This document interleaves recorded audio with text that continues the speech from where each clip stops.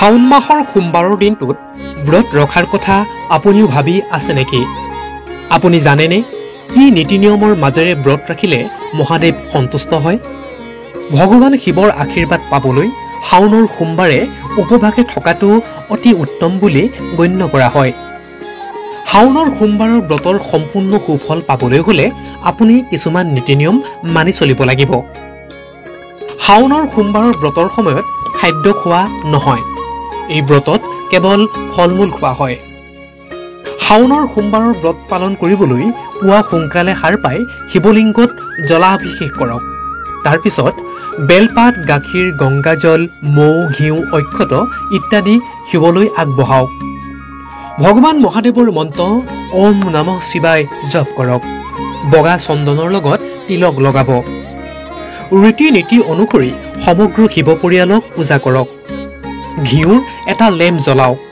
তাৰ পিছত গোটেই দিনটো খাদ্য অবিহনে উপবাসে থাকক। সন্ধিয়া ভাগত শাওনৰ সোমবাৰৰ ব্ৰতৰ কাহিনী শুনি আৰতি কৰি তাৰ পিছত ফল-মূল খাব। পিছদিনা ৰাতিপুৱা স্নান কৰি শিৱক পূজা কৰক। তাৰ পিছত উপবাস ভংগ কৰক। এটা কথা মনত ৰাখিব, এই ব্ৰতৰ সময়ত নিমখ কেতিয়াও সেৱন কৰিব নালাগে। শাওন মাহৰ সোমবাৰৰ দিনটোত ব্ৰত ৰখাৰ কথা আপুনিও ভাবি আছে নেকি? আপুনি জানেনে কি নীতি নিয়মৰ মাজেৰে ব্ৰত ৰাখিলে মহাদেৱ সন্তুষ্ট হয়? ভগৱান শিৱৰ আশীৰ্বাদ পাবলৈ শাওনৰ সোমবাৰে উপবাসে থকাটো অতি উত্তম বুলি গণ্য কৰা হয়। শাওনৰ সোমবাৰৰ ব্ৰতৰ সম্পূৰ্ণ সুফল পাবলৈ হলে আপুনি কিছুমান নীতি নিয়ম মানি চলিব লাগিব।